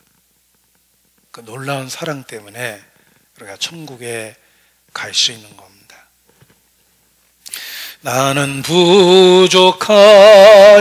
부족하여도 영접하실 터이니 예수 공로 의지하여 항상 이기리로다. 예수 믿고 천국 가는 거예요. 내 죄가 그를 찔렀고 내 허물이 그를 상하게 했지만 주의 놀라운 사랑으로 천국에 갈 수 있습니다. 그리스도께서 경건치 않은 자를 위하여 죽으셨기 때문에 그렇습니다. 하나님의 사랑을 가장 닮은 것이 이 땅에서 어머니의 사랑이라고 이야기합니다. 제가 그 외신 뉴스 속에 페류나의 이야기를 들었습니다. 한 페류나가 집에 들어오면 항상 악취가 났답니다. 늙은 어머니 몸에서 나는 거예요. 이 집에 오면 왜 썩은 냄새가 나는 거야? 그리고 그 악취를 풍기는 어머니를 술 먹고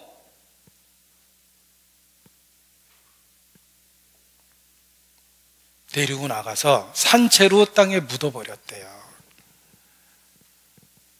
어머니가 행방불명됐다고 신고가 됐습니다. 그 아들을 체포했고 어머니를 산채로 묻어버렸다는 자백을 받게 됩니다. 그곳으로 경찰이 달려갔는데 이틀이 지났습니다. 그런데 다행히 그 묻어버릴 때 이렇게 나뭇가지를 막 던져놓고 흙을 덮어버려가지고 공간이 생겨서 이틀 동안 숨을 쉬고 살아있었답니다.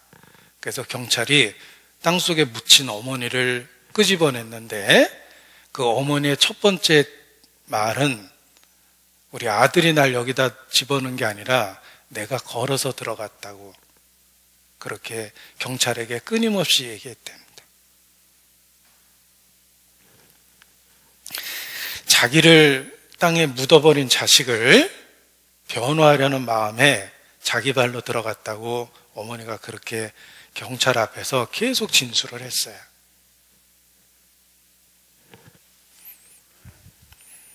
이 땅에서 십자가를 이해할 수 있는 모형 중에 하나가 어머니의 사랑입니다. 자식이 보답해서 어머니가 사랑하는 게 아니라 그냥 자식이니까 사랑을 주는 거예요. 우리의 죄가 예수님을 찔렀는데 예수님은 그것을 우리 죄를 용서하는 방법으로 삼으신 거예요. 그래서 어메이징 그레이스라고 그렇게 시인도 노래한 겁니다. 표현할 수 없는 어메이징 그레이스의 놀라운 하나님의 은혜를 주신 것입니다. 그리스도께서 경건치 않은 자를 위하여 죽으셨습니다. 경건치 않은 사람이 천국에 갈 수 있는 길을 열어놓으신 거예요. 로마서 5장 8절 또 한 구절 봅니다. 로마서 5장 8절. 우리가 아직 죄인 되었을 때 그리스도께서 우리를 위하여 죽으심으로 하나님께서 우리에게 대한 자기의 사랑을 확증하셨느니라. 자, 사랑한다는 말은 쉽게 할 수 있지만 사랑을 증거하는 것은 쉬운 게 아니에요. 우리는 자식을 사랑한다고 얘기하는데 말만 하는 게 아니라 자식에 대한 사랑을 평생 보여줍니다. 내 시간을 쓰고 내 물질을 쓰고 내 삶의 많은 부분을 자식을 위해서 씁니다. 사랑을 보여주고 확실히 증거합니다. 하나님의 사랑이 그렇습니다. 하나님의 사랑은 이론적이거나 관념적이거나 지식적인 게 아니라 십자가에 나타난 사랑이고 확실히 증거된 사랑이며 지금도 우리를 받아주시는 모습 속에서 그 사랑이 증거되고 있는 겁니다. 우리는 여전히 부족한데 그럼에도 불구하고 하나님은 기꺼이 우리의 기도에 응답하십니다. 사랑을 말씀하신 게 아니라 확실히 증거하고 계시는 거예요. 그래서 확증하신다라고 표현한 겁니다. 우리가 아직 죄인 되었을 때 이렇게 연약한 우리에게 사랑을 보여주시고 지속하시며 증거해주고 계십니다. 이 모든 은혜가 그리스도 안에서 우리에게 주어진 것입니다. 에레미야 50장 20절입니다. 하나님의 마음이 들어있는 구절입니다. 에레미야 50장 20절. 에레미야 50장 20절입니다. 50장 20절. 나 여호와가 말하노라. 그날 그때에는 이스라엘의 죄악을 찾을지라도 없겠고 유다의 죄를 찾을지라도 발견치 못하리니 이는 내가 나의 남긴 자를 사할 것임이니라. 우리 죄를 아무리 찾아도 발견할 수 없는 이유는 우리 죄를 그리스도 안에서 용서하셨기 때문입니다.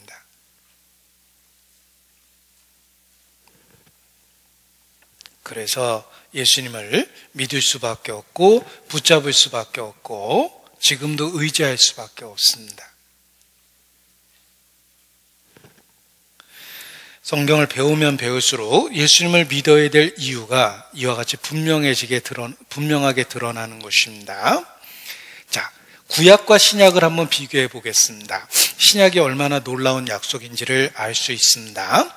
구약 시대에는 서서 제사를 드렸습니다. 예수님은 하나님 우편에 앉으셨죠? 완성과 휴식입니다. 구약에는 자주 제사를 드렸고 신약은 단번에 드렸어요. 구약의 제사는 1년에 한 번씩 반복해서 드렸고 예수님의 제사는 영원히 유효한 제사를 드린 거예요. 그래서 단번에 영원한 제사를 드렸다는 말을 서양 사람은 once for all 이렇게 표현합니다. 모든 것을 단번에 해결했다는 뜻이에요. once for all. 단번에 영원히 해결하셨습니다. 구약은 장래의 모형과 그림자인데 신약은 실체예요. 진짜 이루어진 거예요. 그래서 구약과 신약을 도표로 그려보면 이와 같습니다. 모형과 그림자인데 실체이며 양과 염소를 바쳤는데 죄 없는 예수님 몸을 바쳤고 매일 자주 드리던 제사를 단번에 영원히 드렸으며 서서 드리던 제사를 하나님 우편에 앉으셨고 앞으로 죄를 용서해 주겠다는 약속이 아니라 이미 용서하셨다. 이게 바로 신약입니다. 우리는 신약을 믿는 거예요. 구약을 믿는 게 아닙니다. 새 언약을 믿습니다. 새 언약은 보십시오. 특수효과입니다. 십자가로 세운 언약이에요. 예수님의 십자가의 죽으심을 통해서 새 언약을 우리에게 세우셨습니다. 우리는 신약을 믿습니다. 예수 안에 있는 나에겐 결코 정죄함 없네. 생명의 성령의 법이 해방하였네. 로마서 8장 1절에 있는 말씀이에요. 우리가 예수님을 믿을 수밖에 없습니다. 예수님 안에 영원한 속죄가 있기 때문에 그렇습니다. 자, 그런데 꼭 알아야 될 중요한 사실이 있습니다. 이거 모르면 평생 헷갈립니다. 보십시오. 상태와 신분을 구별할 수 있으셔야 돼요. 상태와 신분이 서로 다르며 이걸 구별할 수 있어야 됩니다. 상태와 신분의 차이를 아셔야 돼요. 상태를 영어로 컨디션이라고 해요. 컨디션. 그리고 신분을 영어로 포지션이라고 합니다.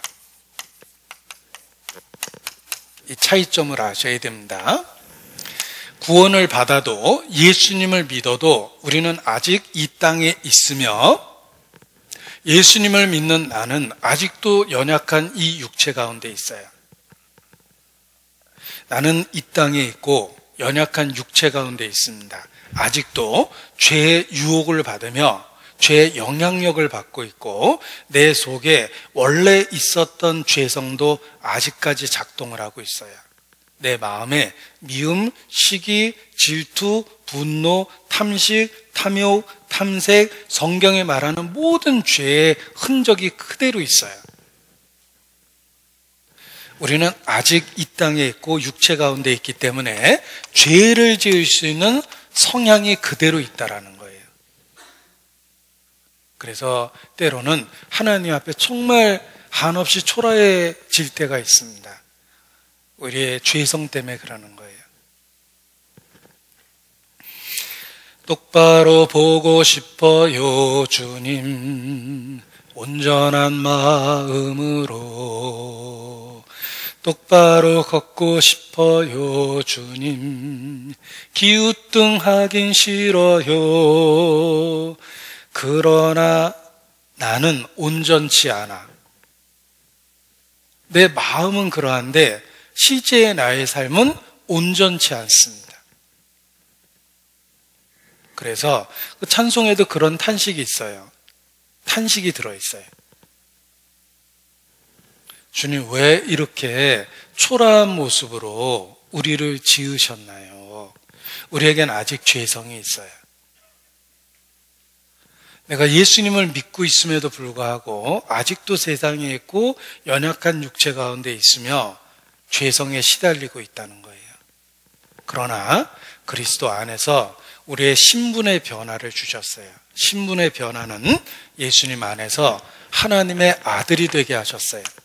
영접하는 자, 그 이름을 믿는 자에게는 하나님의 자녀가 되는 합법적인 권세를 주셔서 하나님의 아들이 됐고, 우리는 법적으로 의인이 됐어요. 의롭다함을 받았어요. 보십시오. 나는 예수 그리스도 안에서 죄가 없어요. 의롭다함을 받았어요. 완전해요. 예수님 안에서 나의 신분은 완전하며 나는 하나님의 아들이 됐어요. 그런데 내 육체는 아직도 죄성을 갖고 있어요. 이것이 그리스도인의 모습이에요. 우리의 신분은 하나님의 약속에 따라서 의롭다함을 받고 하나님의 자녀가 됐는데 아직도 나는 상태가 죄성 가운데 있다라는 거예요. 자, 미국의 바이든 대통령 후보가 압도적인 표 차이로 대통령에 당선이 됐습니다. 그는 대통령 당선자고 곧 대통령이 될 거라는 합법적인 법적 지위를 갖게 된 거예요. 그런데 아직은 대통령이 아니죠. 마찬가지입니다. 우리는 하나님의 약속에 의해서 하나님의 자녀가 됐고 천국에 간다는 합법적인 권한을 받았는데 아직 우리는 상태가 죄성이 있다는 거예요. 그래서 신앙생활이 필요한 겁니다. 보십시오.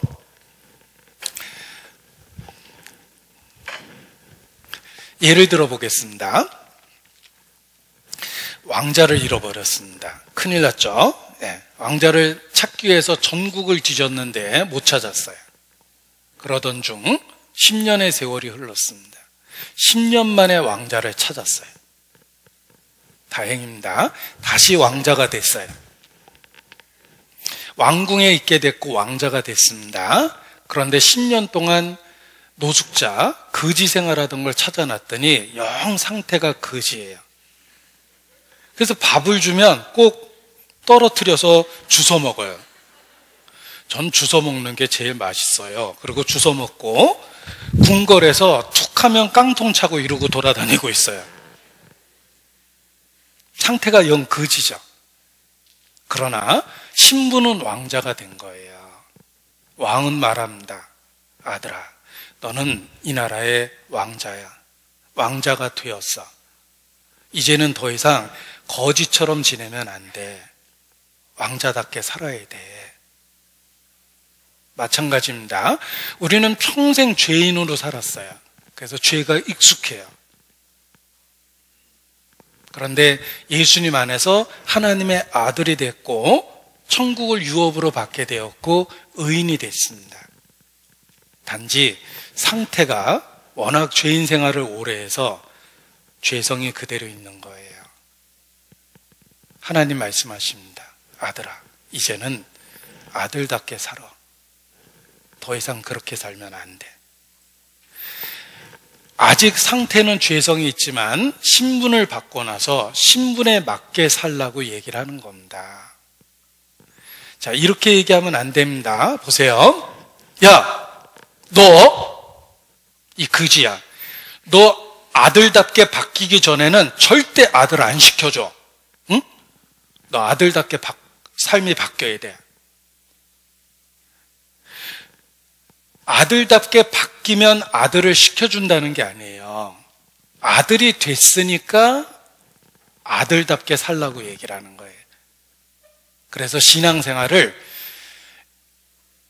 하나님의 자녀로 살아가는 법을 배우는 게 신앙생활이에요. 신앙생활에 관계된 책 중에 How to Live Like a King's Kid, 왕의 자녀답게 살아가는 법이라는 제목이 있는데 우리 신앙생활을 그렇게 표현한 겁니다. 하나님의 자녀답게 살아가는 법을 배우는 게 신앙생활이에요. 구원을 받았기 때문에 구원받은 사람답게 살라고 얘기를 하시는 거예요. 그러나 아직은 죄성을 가지고 있어요. 여자가 결혼을 했습니다. 결혼하자마자 신분이 유부녀가 됐어요. 그러나 결혼식을 막 끝낸 새댁의 상태는 아가씨 같죠. 그래서 짧은 치마 좋아하고 늦게 돌아다니기 좋아하고 여기저기 구경 다니는 거 좋아합니다. 남편이 말합니다. 이제 한 남편의 아내가 됐으니까 여보 옷도 그렇게 너무 짧은 거 입지 말고 늦게 돌아다니면 안 돼. 12시 전에는 들어와야지.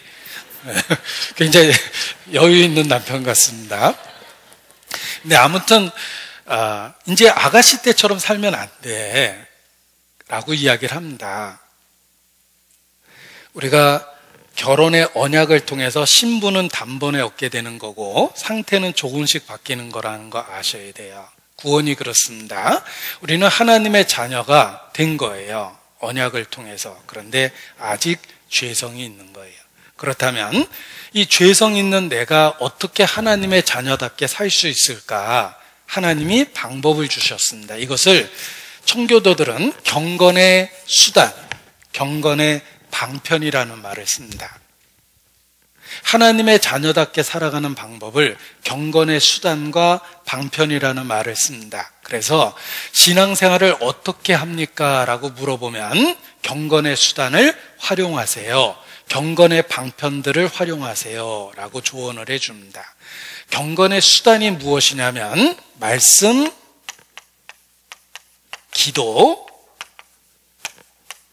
성도 간의 교제, 그리고 하나님 앞에서 다른 영혼에 대한 전도, 또는 봉사. 전도라는 목적을 갖고 우리가 교회 안에서 봉사하는 겁니다. 그래서 경건의 수단과 방편이라고 일컬어지는 것이 바로 이 네 가지예요. 그리스도인의 기본적인 생활입니다. 생명 있는 모든 것은 음식이 필요합니다. 이와 같이 사람은 떡으로만 살 게 아니라 하나님 입에서 나오는 말씀으로 삽니다. 내가 말씀 없이 살았다는 건 사람답게 못 살았다는 뜻이에요. 정말 사람답게 살 수 있는 방법은 떡으로만 사는 게 아닙니다. 그건 짐승이죠. 하나님 말씀으로 사는 겁니다.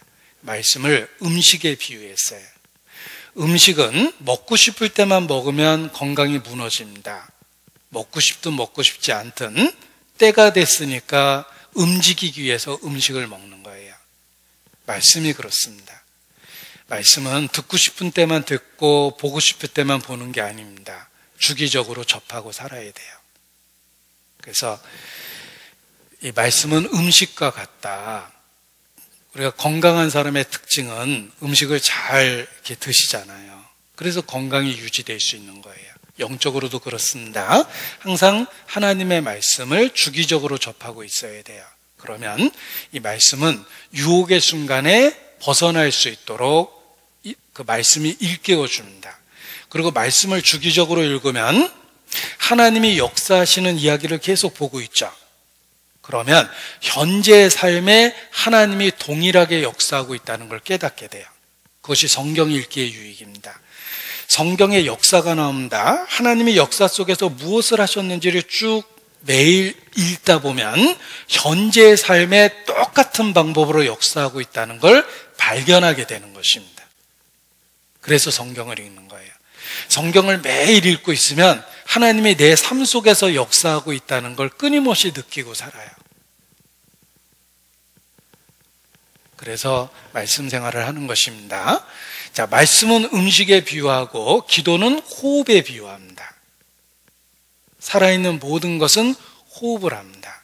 우리가 영적으로 살아있다면 영적인 호흡을 해야 되는데 그것이 하나님께 기도하는 거예요.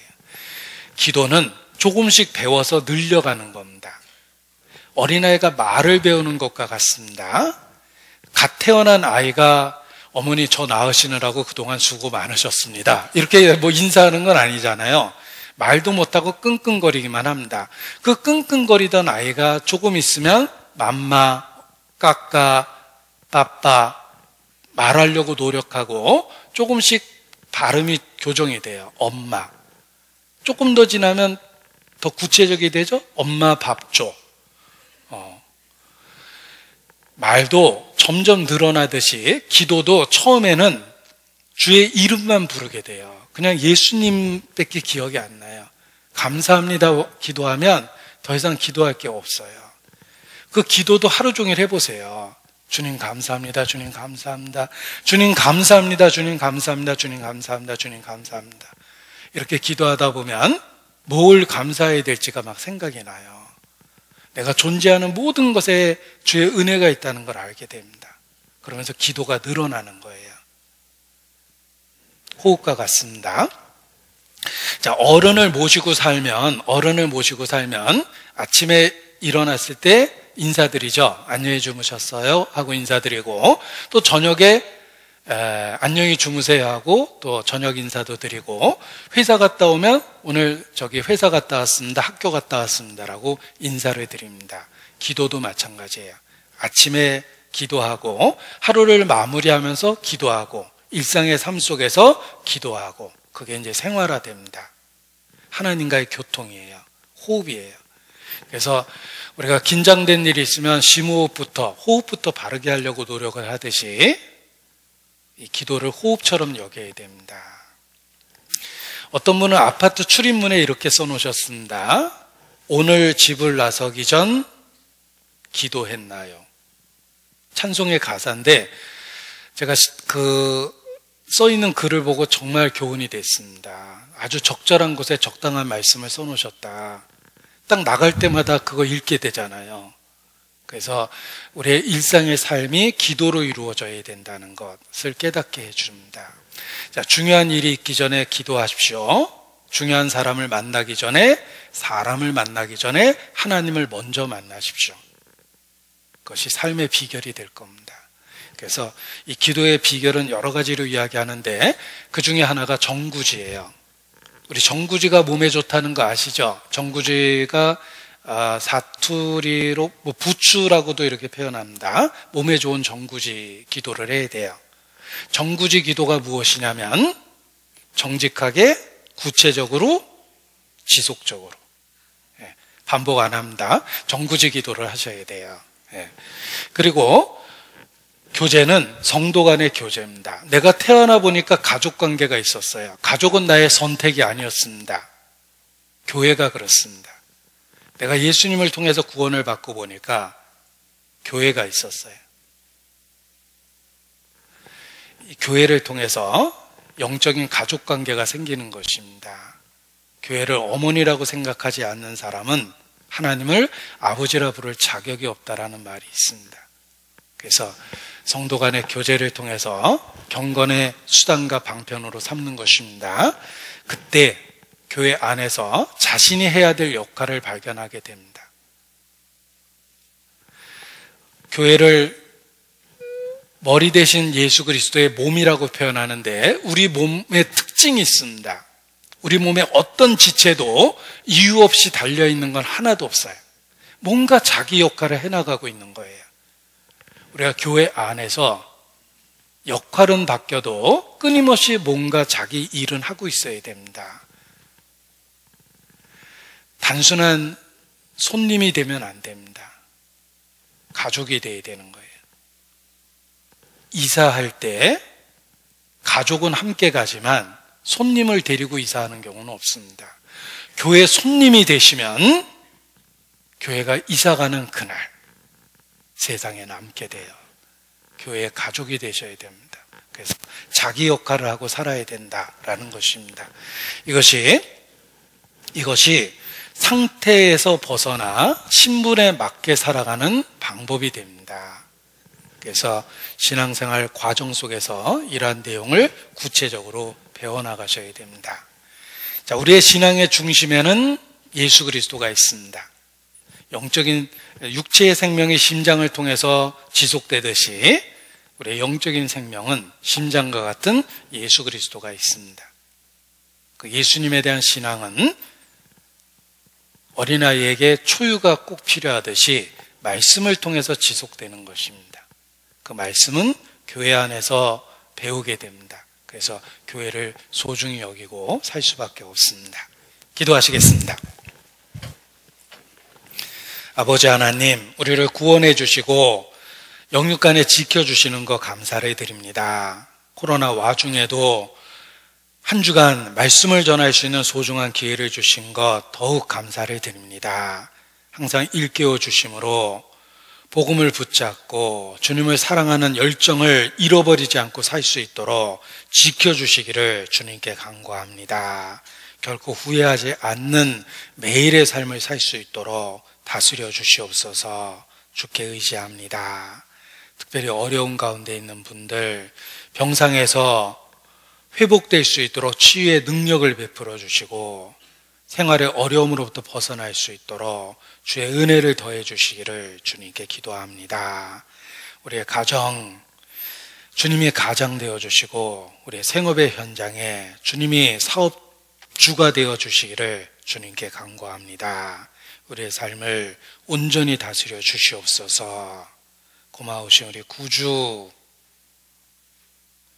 예수님 이름으로 기도합니다. 아멘.